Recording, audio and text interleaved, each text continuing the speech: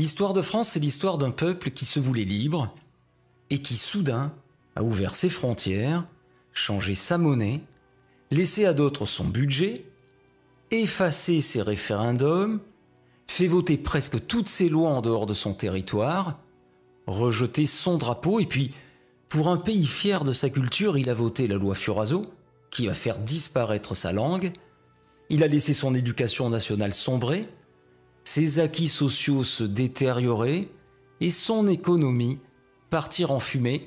C'est pas une paille.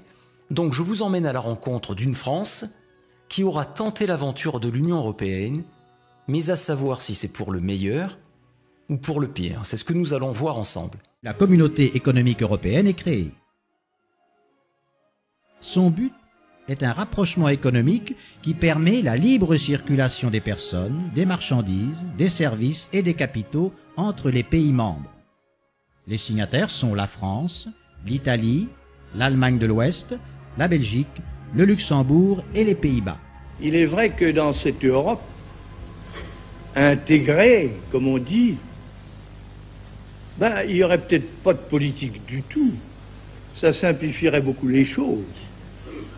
Et puis, en effet, dès lors qu'il n'y aurait pas de France, pas d'Europe, qu'il y aurait une politique, faute qu'on puisse en imposer une à chacun des 6 États, on s'abstiendrait d'en faire. La France perd tout d'un coup les moyens de sa souveraineté et qu'elle va se soumettre dans sa vie quotidienne, démocratique, dans sa façon de vivre, dans sa façon de penser, à une domination étrangère. Ce serait alors vraiment comme si on avait perdu une guerre. L'Europe qu'on nous propose n'est ni libre, ni juste, ni efficace. Elle enterre la conception de la souveraineté nationale et les grands principes issus de la Révolution. Si maintenant, notre estimation Ipsos des résultats de ce référendum, les Français rejettent la Constitution européenne. Le non l'emporte largement, 55% contre 45% pour le oui. La construction européenne se fait sans les peuples, qu'elle se fait en catimini, qu'elle se fait dans le secret des cabinets, dans la pénombre des commissions, dans le clair-obscur des cours de justice. On en vient à l'Europe qui tourne une page et qui se relance. Les 27 pays ont donc signé officiellement le traité de Lisbonne aujourd'hui. Il remplace donc la Constitution repoussée il y a 2 ans et demi par référendum. Sur 27 pays, seule l'Irlande a prévu un référendum. Tous les autres passeront par la voie référendaire. Moins de risques de rejet, mais beaucoup d'insatisfaction aussi. Aujourd'hui, on a manifesté au Portugal et en France. Ceux qui avaient dit non à droite comme à gauche sont furieux. C'est une forfaiture, c'est une traîtrise, c'est une... Bien évidemment, M. Sarkozy a trompé le peuple français, il a parlé d'un mini-traité, une petite souris qui passerait par un petit trou. C'est en réalité l'intégralité de la Constitution européenne. Le fond de l'affaire, c'est que la démocratie est bafouée. Dans le meilleur des mondes de Bruxelles, des technocrates, loin du terrain et des réalités sociales, décide sur un ordinateur comment doit évoluer notre régime des retraites ou le système d'allocation des chômeurs. La matrice de notre politique n'est plus à l'Élysée ou à l'Assemblée nationale, mais ici, dans ces immeubles froids. 4 fois par an au minimum, 27 chefs d'État et de gouvernement se retrouvent à Bruxelles. Le nouveau rituel est apparu au milieu des années 70. Et depuis 3 ans, crise planétaire oblige, c'est devenu un rendez-vous incontournable et capital. 27 délégations, 23 langues différentes, 27 projets politiques à harmoniser. C'est le premier sommet du président français. Comme il l'a promis durant sa campagne, François Hollande est venu réclamer un pacte de croissance pour l'Europe.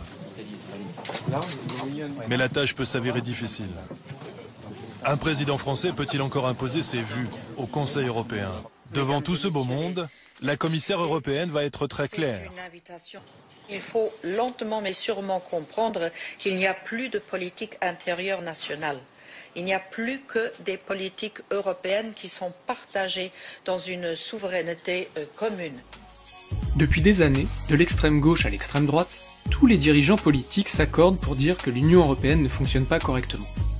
Tous les partis politiques, sans exception, se présentent aux élections avec comme promesse, au choix, Moi, je veux changer l'Europe. De changer cette Europe-là. Pour changer cette Europe-là, mais encore. Il faut changer l'Europe. Non, mais il faut la changer. Il faut qu'on change l'Europe. Changer cette Europe. Voter socialiste, c'est changer l'Europe maintenant. C'est-à-dire que si on ne change pas d'abord l'orientation en Europe... Parce que si on ne change pas l'écosystème européen... Alors je le dis ici, l'Europe doit être repensée, l'Europe doit être refondée. Refonder cette Europe, c'est de bâtir une Europe enfin utile. Moi, si ce référendum intervenait, et je me donnerais 1 an pour négocier tout ce qui m'apparaît comme étant profondément négatif dans l'Union européenne. Comment changer les traités européens ?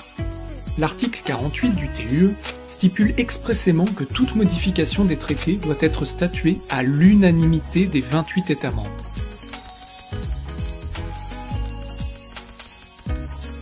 Jouons un peu et calculons les chances que les 28 gouvernements des 28 États membres soient, au même moment, de la même couleur politique, droite ou gauche.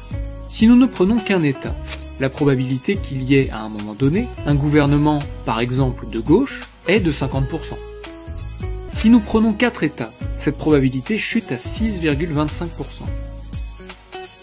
Et si nous prenons les 28 États membres de l'Union européenne, la probabilité d'avoir au même moment 28 gouvernements de gauche n'est finalement plus que de 0,0000004%.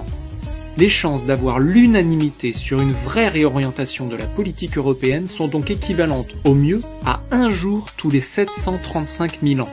À titre d'exemple, vous avez 13 fois plus de chances de trouver les 6 numéros gagnants du loto. Schulz, socialiste allemand, est le président du Parlement. Et il ne pratique pas la langue de bois. Les puissants de l'Europe se réunissent à huis clos pour communiquer après à leur sujet, souvent surpris, sur quel sujet ils sont en désaccord. Si vous avez finalement un qui dit non, et il y a un spécialiste à l'autre côté de la Manche qui dit souvent non, toute chose bloque. Et pour pas rendre public, on n'a pas l'accord, on fait des formules, on a reporté. Quelques mois plus tard, les craintes de François Hollande se confirment. La France ne fera pas de croissance et elle va même briser la règle d'or en dépassant les 3% d'endettement. On peut émettre alors ce qu'on appelle ensuite une mise en demeure, si la recommandation n'a pas été suivie des faits, qui de nouveau demande aux États membres de converger vers des cibles budgétaires plus raisonnables. Et puis si ça n'est toujours pas le cas, alors on peut se mettre en place des mécanismes de sanctions financières. Pour la France, ça représenterait 4 milliards d'euros, à peu près. Alors qu'il commence son 6e Conseil européen, le président français est donc loin d'avoir atteint son objectif. Pire, lui qui voulait peser sur l'Europe pourrait subir les foudres de Bruxelles pour un déficit trop important. La France sous surveillance. C'est ici, dans ces couloirs anonymes, où se succèdent des bureaux étroits, que se joue donc une amende de 4 milliards d'euros que nous aurions à payer. Depuis mars 2013, la Commission peut demander à modifier les projets de budget de ces États avant même leur adoption par le Parlement. Nicolas Filipponet, 32 ans, sorti de nos grandes écoles, est l'un des 15 spécialistes de la section France, celle qui scrute jour après jour notre économie. La section France ne fait pas que surveiller. Elle conseille, elle suggère, elle propose des sanctions. Pour la France, en 2012, donc il y avait 5 recommandations. Extrait du dossier France, préparé par Nicolas Filipponet, 32 ans. Les procédures applicables au licenciement continuent d'engendrer des coûts potentiellement importants pour les employeurs. Autrement dit, en France, les salariés sont trop protégés lorsque les entreprises veulent licencier. Ou bien encore, les allocations de chômage pour les travailleurs plus âgés et notamment leur durée pourraient constituer des incitations limitées à travailler. En clair, il faudrait réduire la durée de ces allocations. Vous savez ce que c'est ? Au bout du compte, ça revient, pour schématiser, à donner à ce que les États abdiquent devant des tribunaux leur souveraineté face à des grandes entreprises, des grands conglomérats financiers et industriels, qui pourront attaquer les États parce qu'ils auront mené des politiques qui ne seront pas conformes à leur légitime attente de ce qu'attendent les... Mais enfin, où allons-nous ? Où allons-nous? C'est que vous êtes bien gentil avec on va créer un État européen qui va remplacer, mais ça fait 40 ans qu'ils essayent de détruire la France, qu'ils essayent de détruire l'Italie, qu'ils essayent de détruire l'Espagne pour construire ce mythe de la nation européenne. C'est l'URSS votre truc. Laissez les gens décider de ce qu'ils veulent. Le Royaume-Uni a donc fait le choix de quitter l'Union européenne.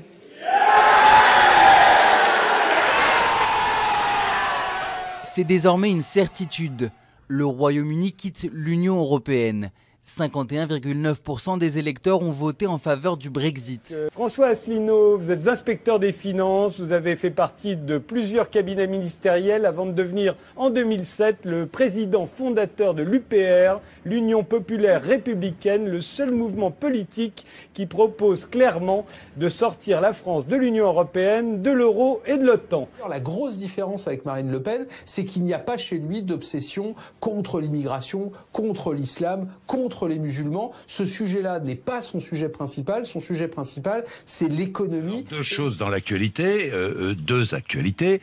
Les costumes de François Fillon, un peu plus de 40 000 € de costumes offerts, ça vous choque ou pas? Moi, je suis là, si vous me le permettez, j'essaye de relever le niveau de la campagne. Et les caricatures d'Emmanuel Macron, même chose? Mais oui, écoutez, moi je suis là pour relever le niveau de la campagne. Moi, je suis là, vous savez, pour dire quoi aux Français?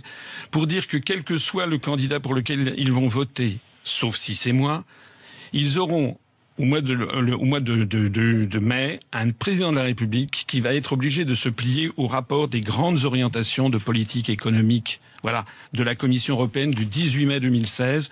Et qu'est-ce qu'on lit dans ce rapport? Il faut que les Français comprennent ce qui va se passer. Dans ce rapport, on lit que la France est sommée d'augmenter la TVA, de baisser l'impôt sur les sociétés, de démanteler le droit du travail, de démanteler toutes les professions réglementées, les avocats, les notaires, les médecins, les pharmaciens, les experts comptables, les huissiers, et j'en passe.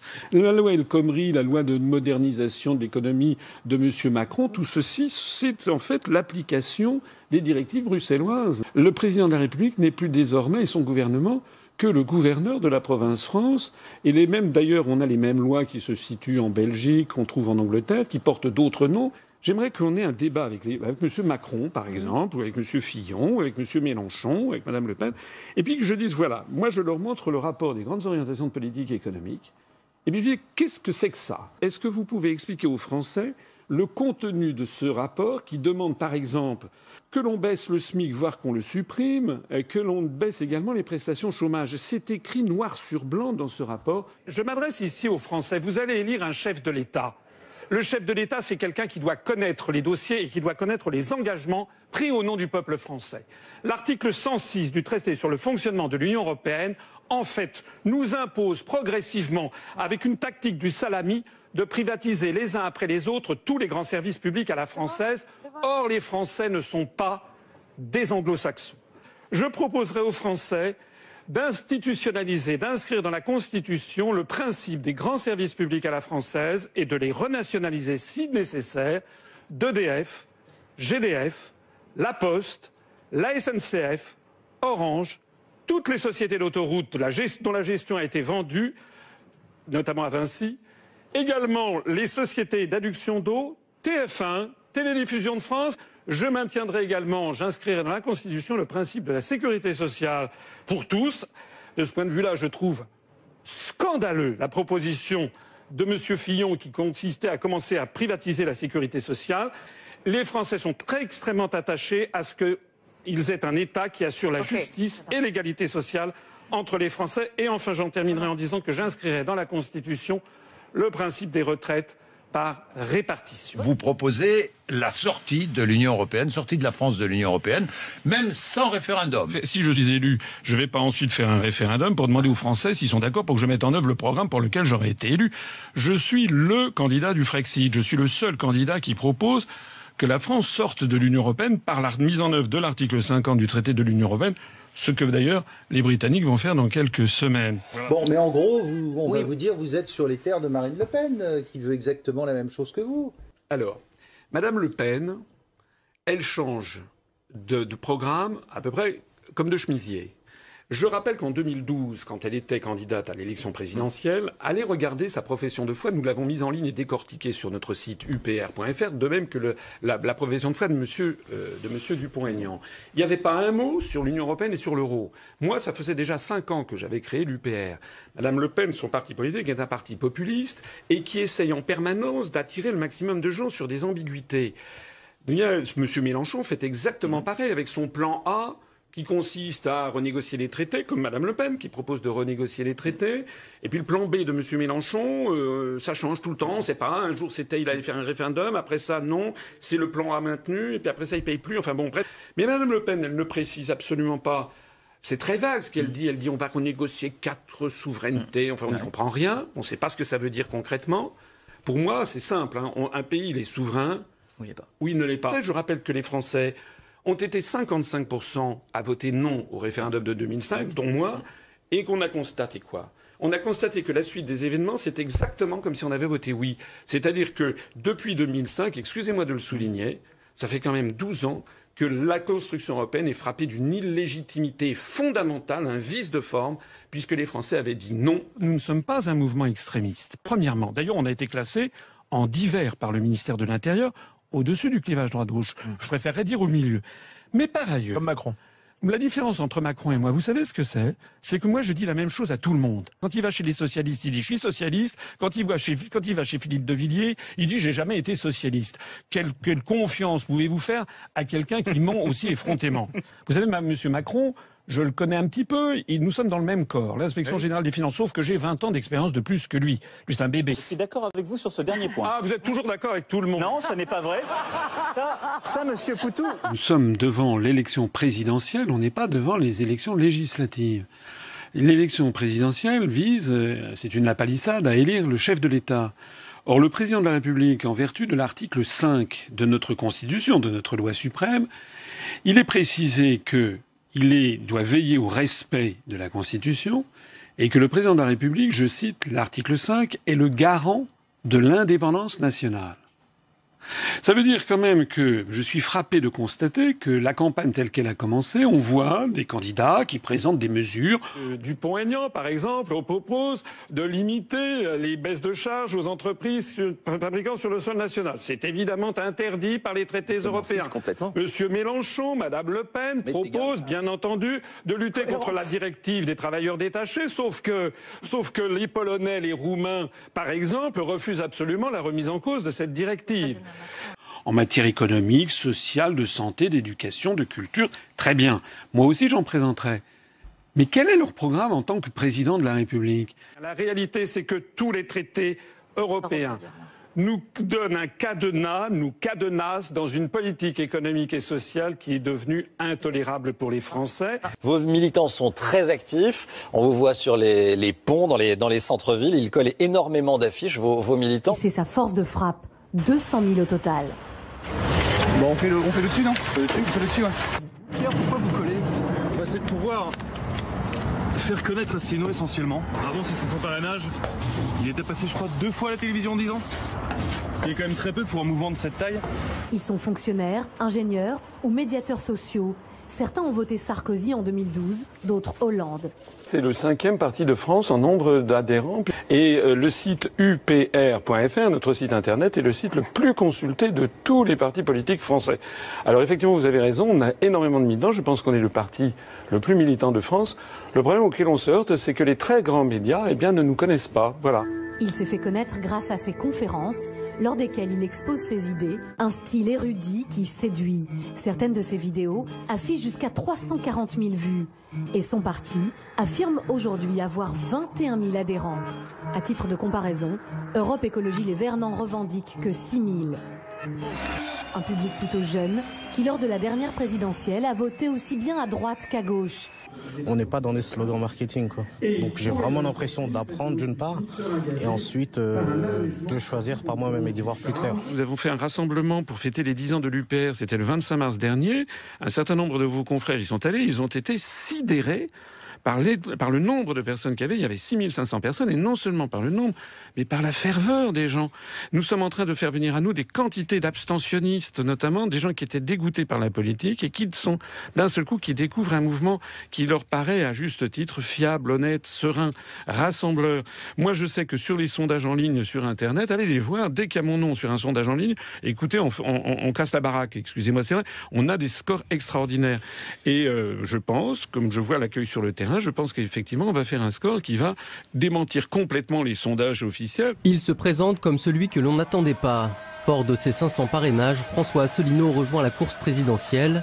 Et tout le monde se dit, mais Asselineau, comment a-t-il fait pour passer la barre des 500 parrainages ? Quels sont ses réseaux ? Qui lui a signé ces parrainages alors ? Il s'appuie aujourd'hui sur une communauté très active en ligne et rassemble plus de 30 000 abonnés sur YouTube, largement devant les autres partis. Ce qui m'a plu, c'est sa cohérence. Parce que ce qui est super avec Internet, c'est que c'est rétroactif. Donc moi, j'ai découvert il y a 4 ans, mais ça fait 10 ans. J'ai pu vérifier. Au début, moi, je voulais chercher le petit loup, en fait. Je cherchais la petite bête, mais il y a forcément quelque chose. Et non, j'ai vu qu'il était cohérent. J'étais pas fait pour faire de la politique. J'avais jamais eu. Moi, je suis entré en politique sur le tard. C'est quelque chose d'important. J'ai accompagné François Mitterrand en Corée pour vendre le TGV Séoul-Busan au Kazakhstan. Et ensuite, quand j'étais au cabinet de Monsieur de Charette, c'était sous la présidence Jacques Chirac. J'ai accompagné Jacques Chirac au Japon, en Chine, en Asie du Sud-Est, en Amérique latine, etc. Donc j'ai une bonne expérience des allées de pouvoir au plus haut niveau de l'État, à la fois de gauche et de droite. Et moi, ce que j'ai découvert vraiment avec beaucoup d'étonnement, même d'inquiétude, pour ne pas dire d'effarement, c'est qu'en réalité, la France n'est plus dirigée par les gens que les Français élisent. Lorsque M. Sarkozy est arrivé à la présidence du Conseil général des Hauts-de-Seine, il m'a nommé délégué général à l'intelligence économique à Bercy. À votre avis, est-ce que c'est un imbécile qu'on nomme à ce poste ? Vous savez pourquoi j'ai été... en fait, on m'a prié de dégager de ce poste. C'est parce que dans le secret des cabinets ministériels, j'avais fait des notes, un très gros dossier notamment, où j'expliquais que l'euro, de toute façon, exploserait. Et j'avais eu le tort d'avoir raison trop tôt. Vous êtes un vieux cheval sur le retour ? Si vous voulez dire que je suis compétent, oui, je suis d'accord. D'ailleurs, là, on vient d'avoir une conversation qui est assez technique. Là, pendant la pause, tout le monde me disait c'est très technique. Oui, mais moi, je connais mes dossiers. Et je suis persuadé que les fameux 5 grands candidats qui vont être ce soir à TF1, dont 4 d'ailleurs ont des ennuis avec la justice, soit dit en passant, eh bien, je suis persuadé que ces 5 grands candidats prétendus, ils ne connaissent rien au fonctionnement de l'euro. Voilà, c'est ça la réalité. Vous avez eu un parcours classique, vous pourriez être chez les Républicains aujourd'hui. Pourquoi vous avez décidé de jouer solo ? Parce que je ne fais pas ça par vanité. Voilà. Moi, je ne suis pas quelqu'un qui suit dans les dîners à la mode, dans les dîners en ville, etc. Moi, je suis plutôt un intellectuel. Et puis, quelqu'un qui aime son pays parce que j'aime le pays des autres. J'ai vécu au Japon. Je suis allé dans 85 pays du monde. J'aime les civilisations étrangères. Et un petit peu comme Candide à la fin, vous savez, dans Voltaire, revenant en France, moi, j'ai eu envie de défendre mon pays. Voilà, ça paraît bête. Vous ne trouvez aujourd'hui aucun, mais vraiment aucun avantage à l'Europe ? J'ai pas dit ça. Dans toute chose, il y a des avantages et des inconvénients. Moi, la première fois que j'ai voté, quand j'étais étudiant, j'avais voté pour la liste de l'UDF, j'étais très pro-européen. Bon. Et puis j'ai changé. On évolue au cours d'une vie. Bien sûr. Voilà. Bon. Maintenant, nous sommes dans une situation qui est une situation de blocage complet. D'ailleurs, ce qu'il faut savoir, c'est que les personnes qui étaient là hier, qui ont été aux affaires, ceux qui ont eu des postes de responsabilité, des postes de ministres notamment, savent parfaitement qu'on est dans une situation de blocage absolu à 28. Ça ne marche pas. Sauf qu'ils ont un bœuf sur la langue, ils n'osent pas l'avouer devant les Français. Madame Le Pen, comme M. Dupont-Aignan, comme M. Mélenchon, propose de renégocier les traités européens. Et moi, j'explique qu'il n'est pas possible de renégocier les traités européens. On ne peut pas avoir une autre Europe. Et pourquoi ? Parce que l'Europe, si elle est comme elle est, c'est pas par hasard. C'est la sédimentation depuis 60 ans d'intérêts nationaux divergents entre 6 pays, 9, 10, 12, 15, 25, 27, 28 pays, dont les intérêts nationaux sont légitimement divergents. On a donc réussi à bâtir un château de cartes qui déplaît à toutes les puissances. Et si vous vous dites on va renégocier les traités, ça veut dire qu'il faudrait que les 27 autres États et les 27 autres peuples soient d'accord pour s'aborder leurs intérêts nationaux pour nous faire plaisir. Ça ne marchera pas. Et pendant ce temps-là, je le disais tout à l'heure, il y a 800 personnes en France qui basculent en dessous du seuil de pauvreté tous les jours. On parle beaucoup des fermetures d'usines. Une usine en France ferme quasiment tous les jours. On a perdu 900 usines en 3 ans. Tout le monde peut dire je vais lutter contre ça. Qu'est-ce qui, moi, me distingue de tous les autres ? c'est que je dis aux Français, nous n'avons plus le pouvoir de nous y opposer parce qu'il y a l'article 63 et l'article 32 du traité sur le fonctionnement de l'Union européenne qui organisent les délocalisations. L'article 63 interdit toute restriction aux échanges de capitaux. Des fonds d'investissement chinois ont acheté 1700 hectares de terre dans le Berry en avril 2016. Oui. Voilà. Est-ce que vous, si vous gagnez 100 millions à l'euro million, vous allez pouvoir acheter 1700 hectares de terre en Chine? La réponse est non. Les ouvertures des marchés ont été asymétriques. Vous nous dites pourquoi est-ce qu'on laisserait Gevrey-Chambertin aux mains des capitaux chinois? Mais parce que les Chinois achètent notre cognac, achètent notre vin, parce que la mondialisation, elle peut être profitable mais à attendez, tous. Mais pourquoi nous n'avons pas le droit, nous, d'acheter des terrains en Chine? Et réciproquement d'ailleurs. Regardez, l'émir du Qatar rachète le Paris Saint-Germain, rachète l'hôtel Martinez à Cannes, le rachète l'hôtel Georges V. De foot au Qatar et allez, achetez-vous quelque chose au Qatar. C'est-à-dire que les Français vont découvrir pendant ma campagne électorale, je pense, que les ouvertures n'ont pas été faites de la même façon par tout le monde. Parce que ceux qui ne sont pas dans l'euro, ça fait partie aussi de ce dont on ne parle jamais. La Suède se porte bien. Le Danemark se porte bien. La Norvège et la Suisse se portent très bien. Ce sont donc spécifiquement les pays qui sont dans la zone euro qui se portent de plus en plus mal. Qu'une fois que nous serons sortis de l'Union européenne et de l'euro, nous allons rester, bien entendu, reliés au reste du monde par 6686 traités, moins 3, traité de l'Union européenne, traité sur le fonctionnement de l'Union européenne, et traité de l'Atlantique Nord. Ça, j'insiste là-dessus. Nous avons des milliers de traités qui nous lient au reste du monde. L'autre jour, j'ai dit ça chez un de vos confrères sur Europe 1. Le lendemain, la journaliste qui espérait me coincer a téléphoné au Quai d'Orsay et elle a dit effectivement, il n'y a pas 6686, il y en a 6622 ou je sais pas quoi. Elle a confirmé mes analyses. Vous voulez de manière acharnée nous isoler, sortir de l'Union européenne, sortir de l'OTAN et donc nous fragiliser? Vous savez ce qui nous fragilise en ce moment ? C'est d'appartenir à l'OTAN qui, contrairement à ce que vous dites, n'est pas quelque chose pour nous protéger, mais quelque chose d'agressif. Nous sommes placés sous la coupe de l'OTAN qui nous entraîne vers des guerres illégales. C'est avec notre appartenance à l'OTAN que nous sommes en ce moment en Afghanistan, que nous sommes entraînés en Libye, en Syrie, en Ukraine, que nous sommes en Irak, que nous sommes engagés dans des conflits qui nous dépassent et qui ne correspondent en aucun cas aux intérêts nationaux de la France. Nous disons, nous sommes justement pour la paix du monde et actuellement, en appartenant à ce bloc Union européenne-OTAN, nous sommes en train de commettre la même erreur que celle qui nous a entraînés à la Première Guerre mondiale en 1914, c'est-à-dire que sous prétexte d'assurer la paix du monde, on a foncé vers la guerre par le jeu des alliances automatiques. Vous voulez sortir de l'OTAN? On sort de l'OTAN. Pour vous, quelles seront nos alliances militaires, économiques? Vers quel pays vous allez beaucoup plus orienter votre politique, des accords, quel traité vous allez faire jouer?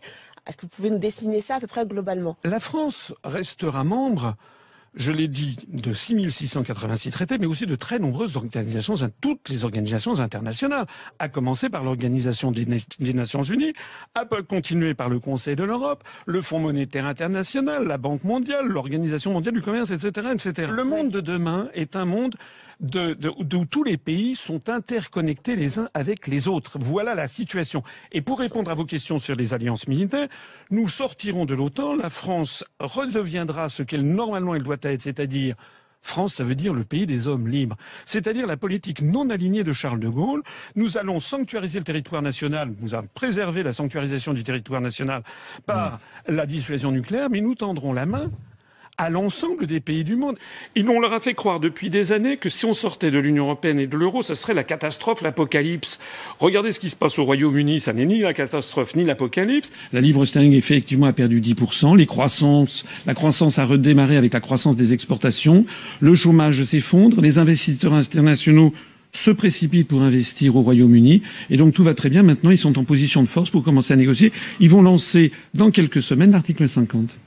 L'un des plus grands cabinets d'intelligence économique américain, qui s'appelle Stratfor, a publié une enquête au début de cette année en disant l'Union européenne va exploser. Et c'est parce que depuis ma longue carrière, j'ai été réputé pour voir les choses à l'avance et les choses loin, que je propose aux Français, pendant qu'il en est encore temps, de sortir de l'Union européenne et de l'euro avant d'être ensevelis sous l'échafaudage qui arrive. Je fais de la politique, encore une fois, pour sauver notre pays qui est en train d'être détruit. Il y a plus de 50% des Français ou de 60% des Français qui ne savent même plus pour qui voter tellement c'est un désastre national. Attendez que je sois candidat.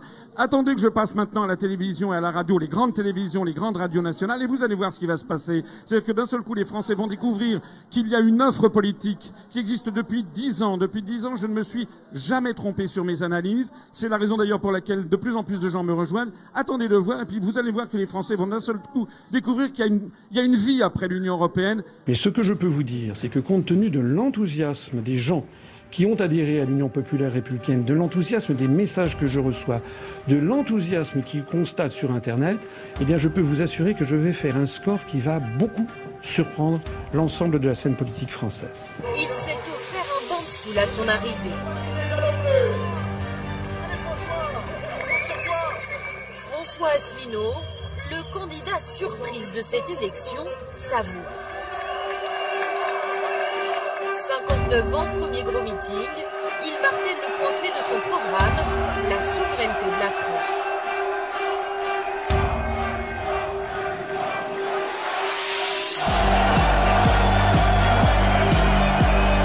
Disparition complète de la France dans l'Europe. La France libre. Viva Brexit! Le Frexit serait une révolution française des temps modernes.